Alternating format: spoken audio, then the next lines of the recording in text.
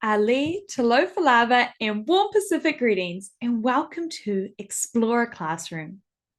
My name is Alexia. I'm Samoan, based in New Zealand, a National Geographic Young Explorer, and I'm so excited to be your host for today.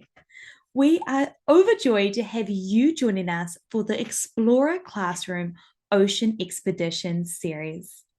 If you tuned into our previous episodes, let us know in the comments and welcome back.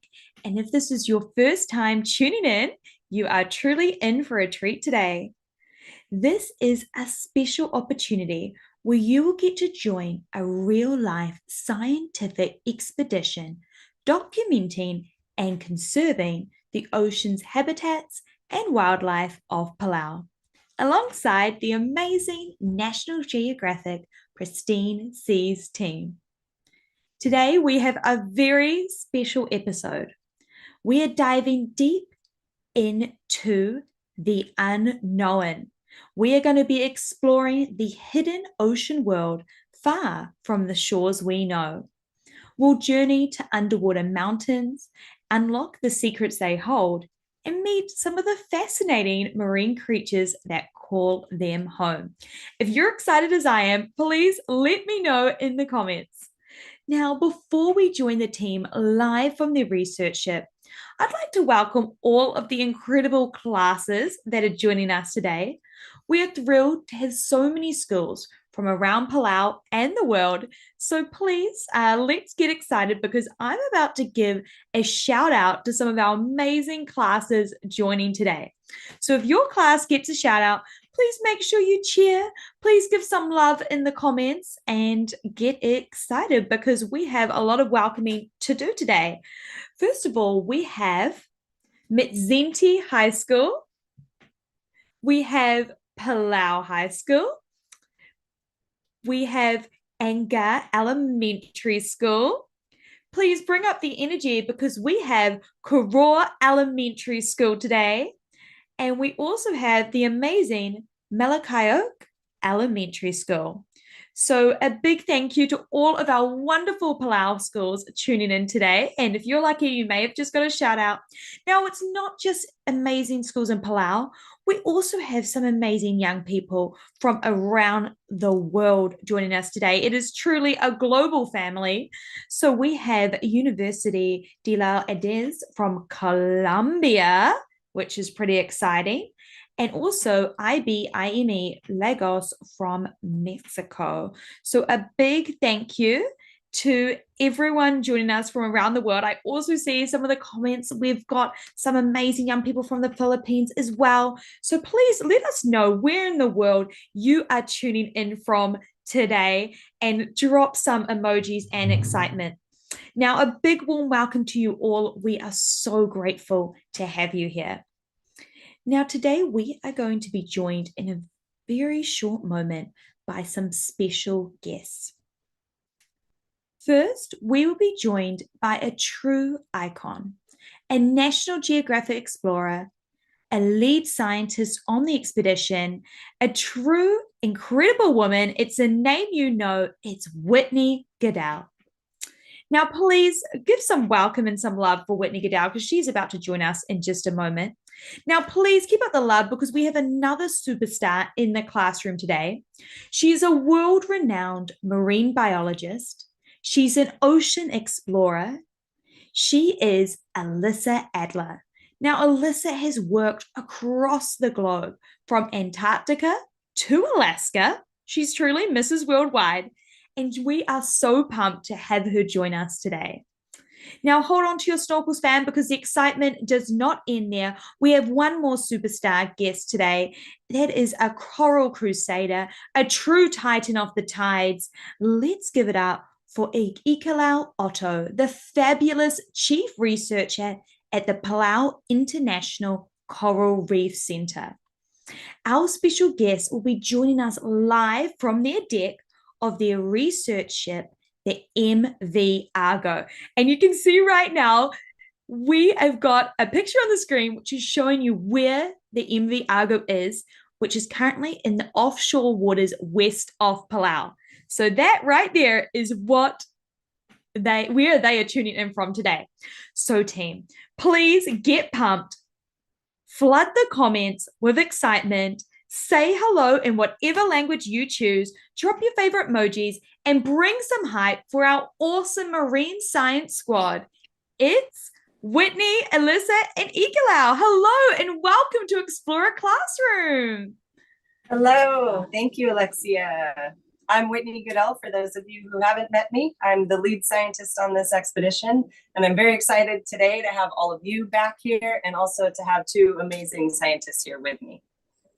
Hey there, thanks for having me today. I'm really excited to be here. My name is Alyssa Adler, and I'll be sharing a bit about the remotely operated vehicle we use to capture images deep underwater. Hi everyone, Ali, Mitutao, good morning. I'm Igalao Otto, and I'm super excited to be here with you all today to share a little bit more about the kind of work that we're doing. Oh, thank you. We are so excited and we've got so much love in the comments. As you can see, we can see all of your amazing comments, team. So please keep them flooding throughout this classroom because there's lots of energy and lots of emojis. Now, we know you are far offshore from the islands of Palau, and we're interested to know, how do you decide where you're going to go and what you are looking for? Now, let's get ready to be blown away by a fantastic video prepared by Whitney that shares the secrets on how they navigate the open seas. Let's roll that clip. Hi, so I'm going to show you guys a little bit about how we choose sites that we're going to go to that next day, our sampling sites. And so right now what we're targeting is getting our deep sea cameras and our pelagic cameras and our ROV onto seamount habitats, because seamount habitats are actually some really cool parts of the ocean. They're features on the seafloor that actually rise up. They're basically a mountain or a hill on the seafloor. And these areas can have very unique biodiversity. They can also have more biodiversity than surrounding areas because often they'll aggregate animals above them and on them. So we're really interested in exploring those habitats. So some of the ways that we choose our sampling sites are targeting seamounts, and for that we actually look at available mapping information. So right now I'm working with Kat, who's on our science team. She's our data scientist, and she's helping look at some of this really cool bathymetry data. So bathymetry is basically a map of the seafloor. And we're looking at this right now, and so we're looking at where we've been, where we want to go to the next day. So Kat, maybe do we want to kind of look at where we were today and choose some sites for tomorrow that are kind of new but nearby? Sounds good. So today we were working on the southernmost of these three seamounts that we have up here on the northern end of Palau. Maybe we can start by taking a look at our higher resolution. So these colors are showing that we've got actually different depths coming off to the west here. The lighter color is showing us our shallower habitats. And so we targeted the top and actually a few points coming off of it. So I've actually already kind of had a look at this, and I've taken down some of the coordinates of these spots. And now what we can do is we can take the coordinates that I've written down, and we'll actually go communicate with the captain and with the bridge right now to make sure that everybody's on the same page about where we're going to go. So now we're in the bridge of the Argo. So this is where the captain is driving the boat. This is where we have all sorts of different charts to help with navigating and figuring out where we're going. So I have actually already communicated to the captain where we're going to target for our samples tomorrow. So I've given him coordinates, and we can already see them up on the map here. So you can see all these red spaghetti lines. Those are actually where the boat has been the last few days. These points right here are what the captain has entered in for where we're targeting for tomorrow's sampling. Oh, Whitney, you are a rock star. It's so cool to learn about the cutting edge tech that is used to map the ocean floor and reveal its hidden wonders. But I hear that there are some good old traditional ways to navigate the sea that people did before all the fancy gadgets. So, Ikela, can you share a little bit more about that? Yeah, there's tons of traditional methods that the Pacific Islanders have used in the past to navigate the seas, both for traveling and exploring, as well as fishing and all the full resource uses. So they've used things such as the moon, stars, following the star patterns, and traveling the seas that way. They also look at currents and the way that the waves flow and how big they are. They also look at birds and cloud patterns. And so these all tell different signals on whether or not there's maybe a seamount close by where they can go collect fish, which is better fishing, or when they're closer towards the land mass, that they might be able to go inshore for shelter. Unfortunately, traditional navigation is kind of not dying out, but isn't as practiced these days with traditional, with the increase in technology. Yeah. But it's still a very important thing that the Pacific Islanders are trying to pass down to the later generations. Yeah. That is truly amazing. Truly the OG navigators of the sea, using nothing but their keen observation skills and their deep connection to nature to chart their course. I love that. How cool. Now, all right, fam, it is time to put those listening skills to the test, because guess what? It is our first quiz. It is quiz time. So I hope you've all been paying attention to how the team decides where they will collect their data. So get excited for the first quiz. Now, we've been talking about finding those underwater mountains, also known as seamounts, using a special map called a biometric map.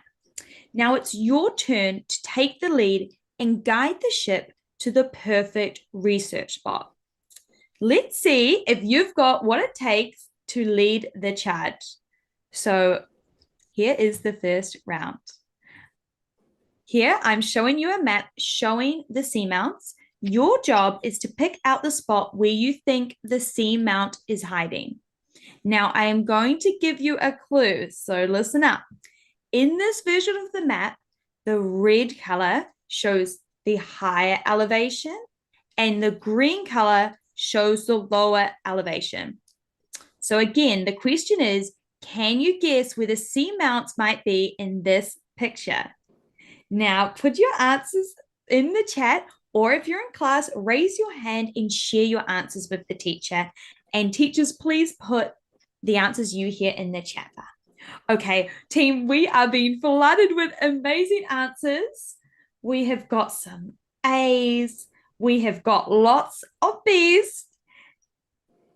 We have got Garrett thinks it's a B. Ara thinks it's a B. Haley thinks it's a B.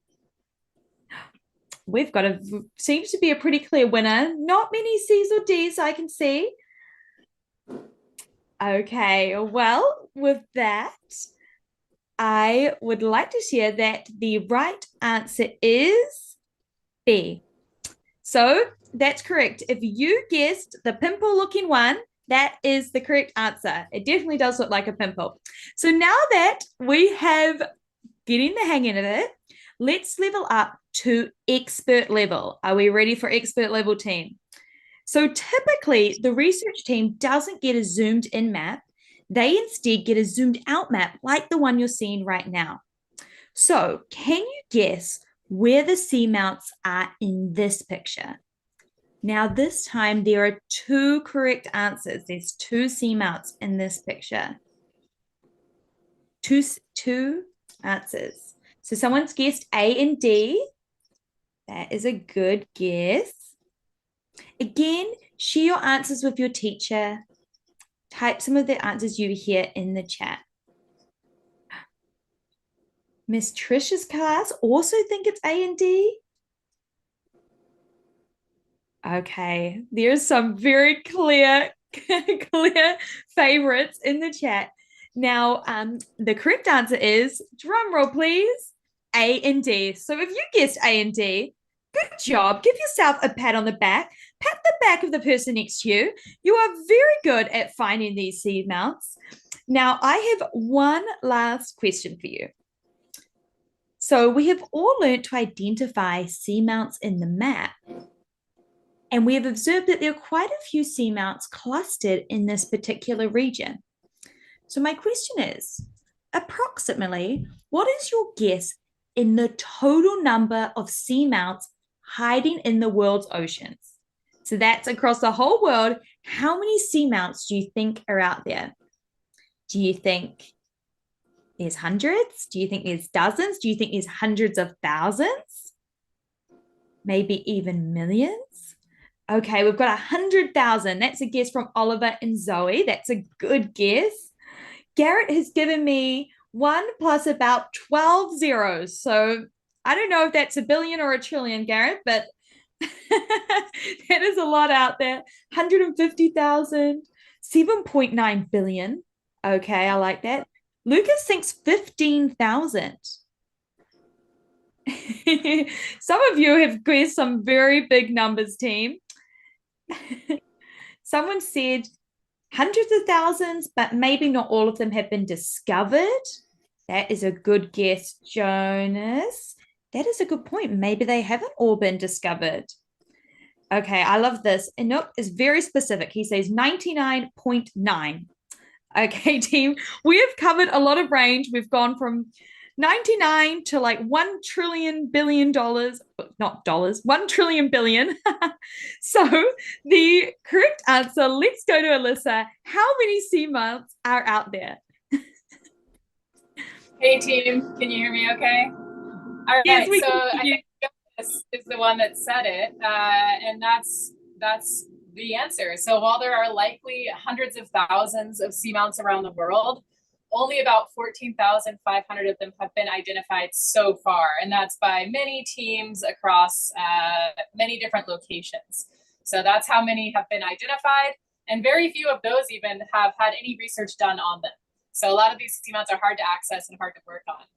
On this trip alone, we've located at least a dozen seamounts, but even then we have to make hard decisions and we have to pick just a few to sample from there.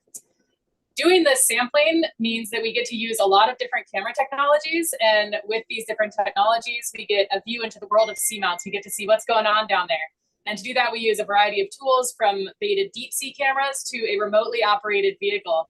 And the remotely operated vehicle is one of the coolest tools that we have, in my opinion. It's the instrument I work with, and this is where my work comes in. So we're going to show you a bit more about those tools in this video. I'm excited to introduce you to one of our deep sea tools here on board the Argo.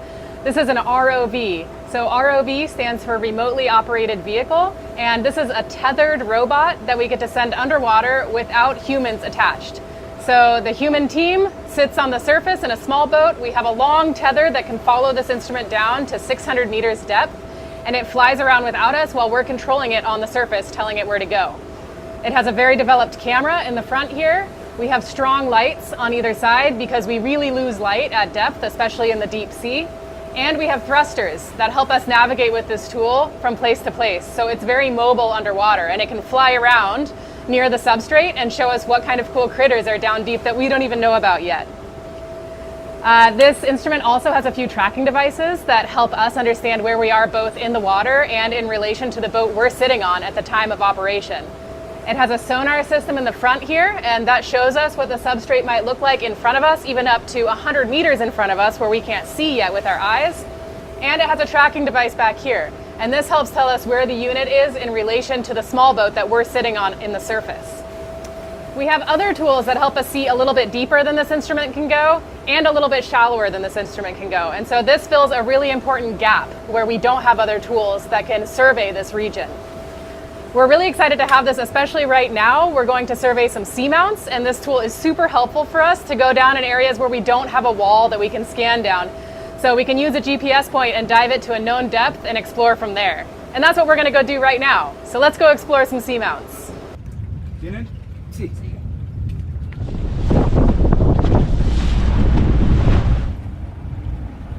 me know when you're ready. Go.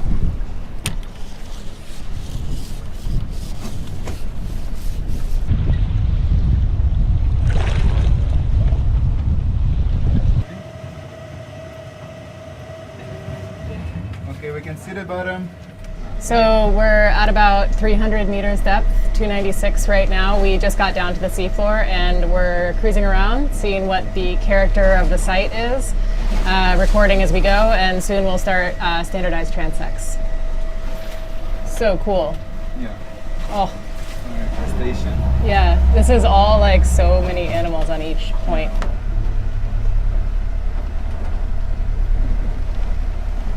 Wow, what is it? It's a crinoid. So that's another crinoid, and they swim if they're disturbed. That was really cool. Wow, that was so epic. And I love seeing that little creature at the end and your excitement in your voice. Could you tell us what exactly is a crinoid? Yeah, so are we frozen? I think they can hear us, right? Okay. We can hear you. Okay, crinoids are really cool animals. Their taxa has been around for hundreds of millions of years. They're related to sea stars, and there are a few different types of crinoids. So some of them exist on stalks, which means they're anchored to the seafloor, and some of them exist free living, which means they are not anchored at all and they are mobile, so they can move from place to place. The one you saw in that video clip is mobile, so you could see it swimming in that clip, which is really exciting. You don't see that every time. A lot of animals that spend time in the deep sea are sedentary or stay in one place. So exciting to see that one swim around, and they also are quite robust in the fossil record. So if you're interested in fossils, maybe you've seen crinoid fossils in the past. Very interesting animals and always a joy to see. I love that. We are so lucky that we got to see a crinoid mobile today and moving all around. And we're so lucky that we have got a live ship because we can hear the action, can't we, team? With all the beeping in the background, which is pretty exciting. So you definitely are on a boat. Now, team, throughout the Ocean Expedition series, the Pristine Seas team has been teaching us about something called marine biodiversity. Now, marine biodiversity means all the different types of life. That's everything from fish to coral in the ocean. It's super important for keeping our oceans healthy and safe. But before we dive into marine biodiversity, I have a question for all of you listening.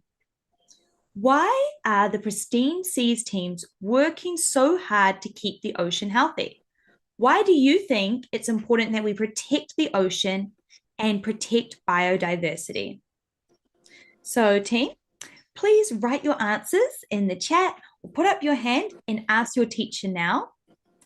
And I'd love to hear why you think it's important we protect our ocean and marine biodiversity.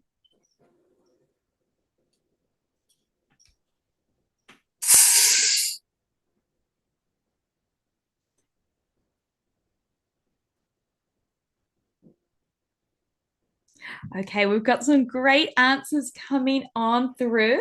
We've got Kaya, and she says, because the ocean holds the majority of Earth's oxygen. We also have Cassandra, who says, for seafood. That is a very good point, Cassandra. I know a lot of us might enjoy some seafood. What else, team? Why do we think it is so important? Thank you so much,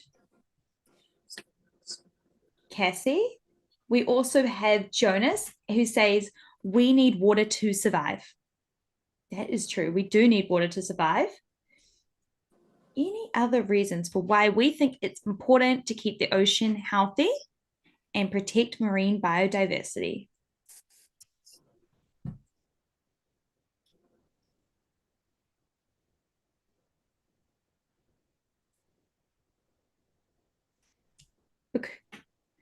Oh, Miss Trisha's class says we depend on the ocean for our food consumption, and that's why it's important to understand and protect our ocean. That is such a great point. We also have lots of love and answers from our YouTube community that are joining in today. Lots of love for our fam on YouTube. And Sheena says to keep the air clean.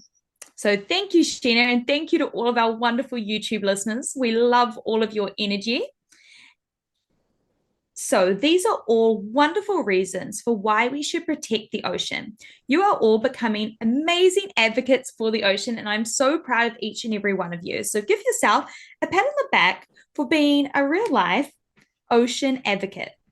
Now, the Pristine Seas team has shown us some awesome tools that give us a live look into what's happening in the ocean. But there is one more super cool way to study ocean life, and it's all about one tiny drop of water. So Ike Alau is going to tell us all about it in this video. Let's roll the clip.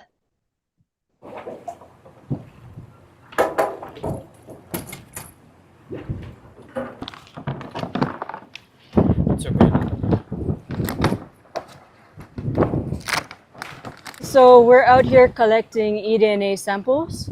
eDNA stands for environmental DNA. So much like humans and our DNA, we have a unique sequence. All of the animals and organisms have the same. So they have their own unique genetic code. And much like humans, how we shed our skin and we shed our hair, animals do the same thing where they shed their scales or hair follicles or even coral. What we're doing is we're collecting water into these different bottles here, and then we'll be filtering them. And through the filters, they have such a small pore size where the DNA will be able to be extracted from the actual water sample. That filter with DNA samples on it gets sent off to a laboratory that does extractions, and they're able to give us the sequences of all of the DNA that's able to be identified in each of these jars. With that, we're able to actually understand what kind of animals are in our oceans. We're particularly interested in game fish for our fisheries in Palau. So that'd be our tuna, specifically our tuna, as well as marlin and any of that sort. But it can also pick up things like turtles and whales and dolphins, and we've seen some in our samples so far. This information gives us an idea of the biodiversity in Palau's water. The biodiversity is basically understanding what kind of creatures reside in here. Wow, I had no idea that taking a little sample of ocean water could give us so much clues about the life living there. Ikalau, could you tell us a little bit more around why marine biodiversity is so important? Yeah, biodiversity in the ocean is so critical for everyone around the globe, and especially for us in Palau, as it's important for our fisheries. Like I said in the video, for our yellowfin tuna, and marlin. And then healthy oceans means sustainable resources for us. Palau is a unique environment. Palau is unique in the sense that we have a massive marine protected area. That's 80% of our EEZ, our exclusive economic zone. The great thing about the work that Pristine Seas is doing, and then tying it in with the work that PICRIC is doing, which is the Palau International Coral Reef Center, is that within our EEZ, it's such a vast amount of water, we don't know what's actually in here. And it's great that we have it protected, but before there's any changes, and for us to fully understand how well it's doing, we need to know what's going on and what's inside. So the work that we do with eDNA pairs up with the work that Pristine Seas is actually seeing when they do their drop cams and their BROVs and the ROV work. And so that we can compare the data and just see how well different methods complement each other. Yes, I love that. Thank you. Now that we've got the intel on how they are snooping around those seamounts and gathering all the data, it's time for us to uncover those offshore mysteries, because that was the name of today's episode. So we're going to find out in just a moment what kind of top secret critters are lurking in those underwater hideouts. Whitney, can you share some of those secrets with us?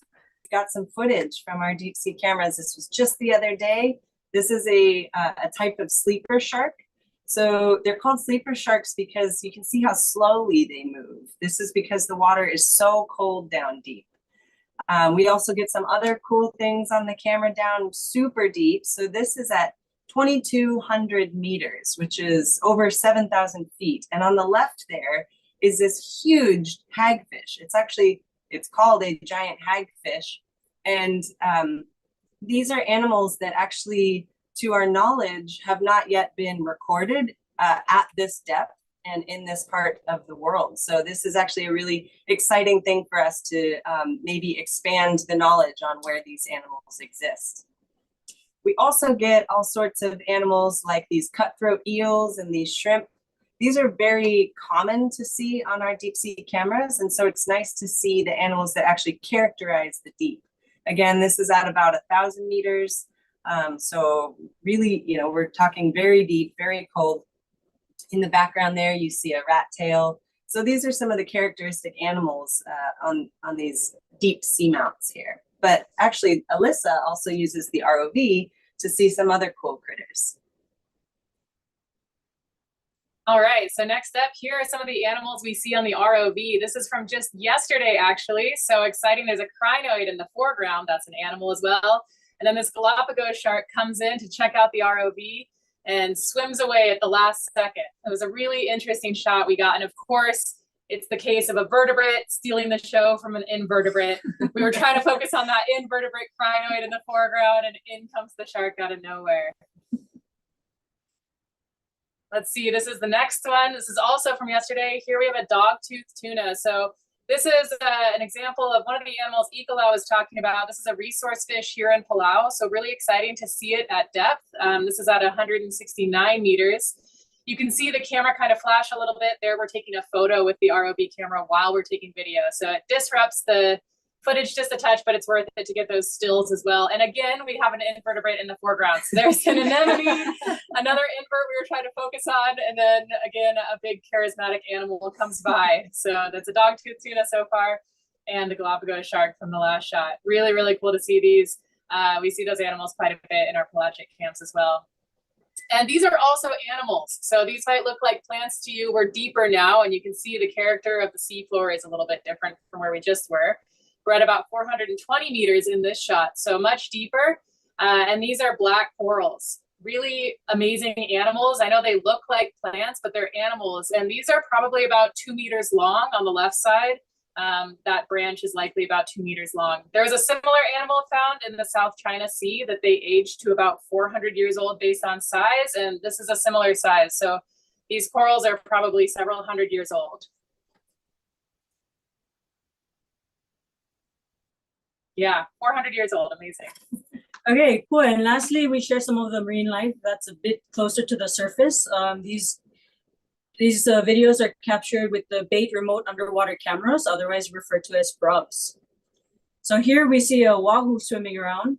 It's one of the big delicacies in Palau. A lot of people like to eat. Also is targeted for restaurants and also export. Yeah, Igelau, that must be pretty exciting to have, to kind of see footage of the types of species that are of interest to Palauans and to people for the economy and for eating. I mean, I've had wahoo before and it's delicious. So yeah, it's nice definitely to see that they're here as well. Yeah. And this other video we have a silky shark. These guys are super curious creatures and quite abundant in Palau. I think around the world. Yeah, they're pretty widespread. We often see them on these pelagic BRUVs, and it's always good to see top predators like this because it indicates that there's a healthy ocean, that they have enough to eat. A lot of people don't like the sharks because they steal their catches, but a lot of need to understand that this predatory prey kind of system is quite important for a healthy ecosystem. Absolutely. And then next up, we see here mahi. It's a gorgeous fish. Also a great resource fish that people like to eat and sell at restaurants and also export. They're also one of the big game fishes. Yeah, and from what I understand, right now is mahi season in Palau, right? I believe so. Awesome. So yeah, we're seeing a fish that is important to the economy. It's important for the fishermen. So it's really exciting to see this animal actually in its habitat. And one thing I would just want to point out for the BRUVs is that it's just really cool that these they can capture these right at the surface, because a lot of times it's quite difficult to, I mean, the ocean is massive and very deep, and so animals can be at any part of the column, and so to have them up by the surface and being captured, these videos are very cool to see. Yeah, absolutely. I'm happy we got that footage. That's awesome. Yeah, and I kind of just wanted to tie in, especially with the abroad videos, how it kind of ties in with the eDNA work that we're doing. So with the environmental DNA, the water samples, like with every drop, there's some kind of DNA in them. It can tell us a little bit about what's in the ocean. So like at any given time when we're collecting waters, whatever DNA, whatever animal that might have swam by or within that water, patch of water that went through, we could collect their DNA, and we'll be able to see and have kind of a database to say what's kind of in this waters. And it just indicates just the richness of the ecosystem. So I just wanted to touch like on our collections, our very first collection in 2021. We analyzed that data, and from our offshore work, we were able to detect 697 unique DNA sequences. Wow. From just the offshore. Nearshore is understandably a lot more because you have all of your reef fish as well. But just the offshore alone is 897 individual sequence. Of that, 81 different types of species, of fish species. We specifically focus on bony fish. But sometimes we do get indicators of marine mammals. So we're able to pick up false killer whales, the spotted dolphin, spinner dolphin. So a lot of people in Palau know about the dolphins. So it's really cool to have them on our DNA samples. That kind of helps truth grounds our results, because we see them. So we should be getting them in the data, and we do get them in the data. So that's a great thing. We also pick up other things, much as flying fish. We have abundance of that. So we have 2 different species that we're able to identify. Lanternfish, big eye scad, mackerel scad, and skipjack tuna are some of the most abundant that came off from that just one sample. We've been collecting for the past 2 years now, and we're super excited that we were able to join Pristine Seas and collect alongside with them, collecting all of these other visual data so that we can do some kind of a comparison. Yeah. So though no one lives this far out in the ocean, it's super important. A lot of commercial fisheries are coming out to the offshore and for trolling for fish. These often damage the environment, especially the seamounts. As it was discussed in the video, seamounts come quite high above and relatively shallow compared to the ocean floor. And so with all of these long lines, they can cause damages to these very unique and important ecosystems. And so it's very important for us to understand what's there and to properly protect them. Yeah, absolutely. And that's largely what Pristine Seas is trying to do when we're on expedition, is really build this information about what lives there, what, where these animals are, and in what abundance. Because, I mean, you said you've identified 81 different species in the eDNA. And, a lot of those are species that we wouldn't have captured on camera on those pelagic grubs or anything like that. So bringing all of these tools together is really important, because the more information that we have about biodiversity in an area, the more information is available to the local governments and to decision makers on the best way to manage their resources and protect their marine environment. That is so fascinating. Thank you so much, explorers. I'm totally hooked on all of the amazing videos and info you shared. And thank you for the important work that you are doing. And I'm so excited that the wonderful next generation who are listening now are going to follow in your footsteps. Now, team, we have got to the Q&A section of the show. So please, if you are excited for the Q&A section, let me know in the comments, because we are going to hear from you. So if you are watching online, please start sending us your questions in the chat bar. We will record them as they are sent in, so please only send each question once.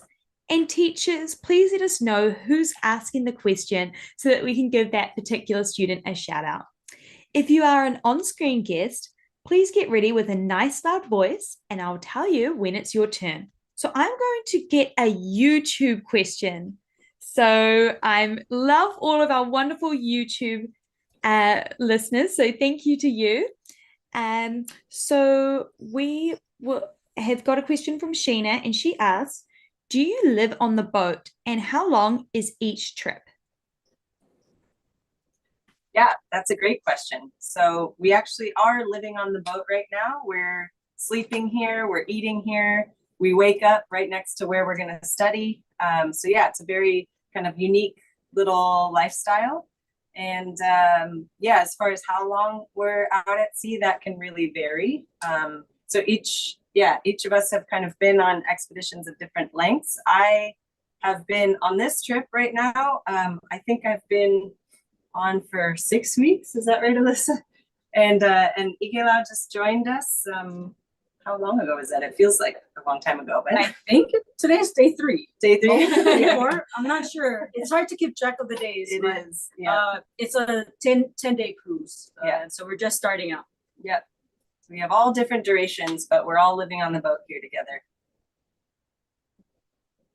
That is pretty awesome. I would think it'd be pretty amazing to be with your crew and live on a boat like that. If that sounds like something you'd like to do, let us know in the comments.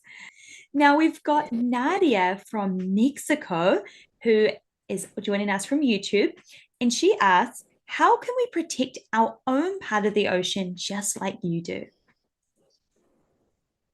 That's such a good question. And there's lots of ways. Do you have any ways that come immediately to mind to you?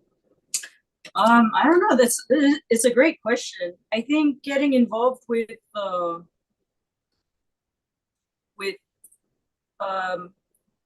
programs or different companies around your area that do these types of work, maybe conservation efforts, and get involved with them and learn about what's happening around your area and your ocean, and help that way. Yeah, I think that's a really good point, that there are a lot of people and groups that are working together to protect the ocean. And so if you have interest in that, it's a really great opportunity to collaborate and help out, existing efforts. And if you're in an area that doesn't have that existing, then absolutely, it seems like a great opportunity for any of you to start up and make your own community passionate about protection. Yes, what a great message to end on. Some of you may know some awesome organizations that you can work with, but if not, you can start your own organization. Remember, if you see a problem in the community, you can absolutely be the one to step up and solve it. Now, time has truly flown by, and we are nearing the end of our session today. And I know the Pristine Seas team has a lot more seamounts to explore, but I've got one last question for you. What is the final message you want to give to all of the amazing young explorers out there? Yeah, I kind of want to just share, science isn't always just researchers. I've talked to some people in the past, and they have no interest in being a scientist, but they want to help out their environment and give back in conservation. So I wanted to just impose this little idea that conservation and environmental conservation isn't just becoming a scientist or a biologist. You can do it if you want to become a lawyer. You can do environmental law. You can be an engineer.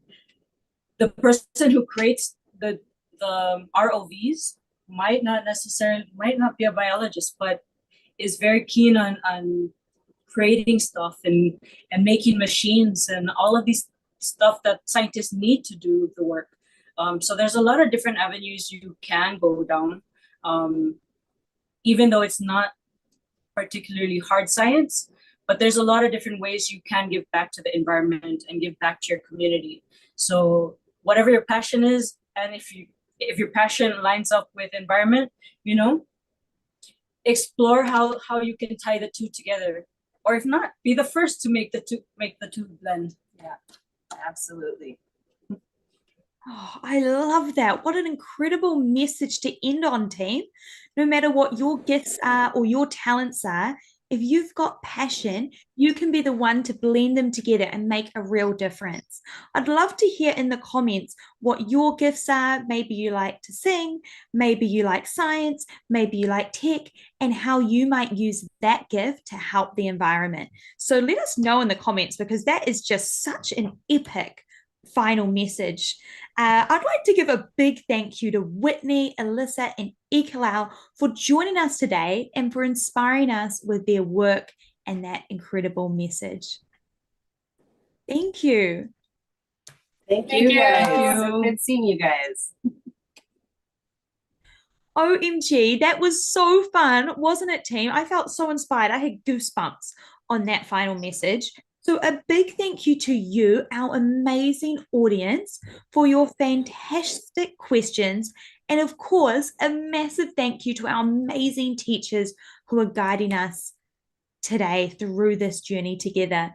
Now, to all of the students who are participating as part of the Ocean Expedition Series, please listen up. Your final mission awaits. It's time to craft a roadmap for the future and plot out the actions you can take to protect our precious oceans. Teachers, be sure to check the educator guide for more details on this mission. Now, thanks again, everyone, for joining us for the Explorer Classroom Ocean Expedition Series live from the research ship. We did it. I am so proud of each and every one of you. Now, mark your calendars for April 19th because we are going to be back with a bang for our grand finale celebration event. Now, you cannot miss this, team. This is going to be epic. We're going to be sharing the exciting findings from the Pristine Seas expedition and hearing from some of you of how you are making a difference for our oceans. So if you're excited for our celebration event, let us know in the comments. Share some party popper emojis. I love to see it. We've got some woohoos in the comments, so I like to see that. Now, I can't wait to see you there with your energy, with your enthusiasm. Thank you again, team, for an incredible classroom session today. Please pat yourself on the back. Yeah, pat yourself on the back. Pat the back of the person sitting next to you. You know, if you have to pat, if you're at home, you have to pat the cat, you can pat the cat. Pat both sides today because we want to pat our friends on both sides of us today. Now, I'm so proud of you. Have a great day. Stay curious and keep exploring.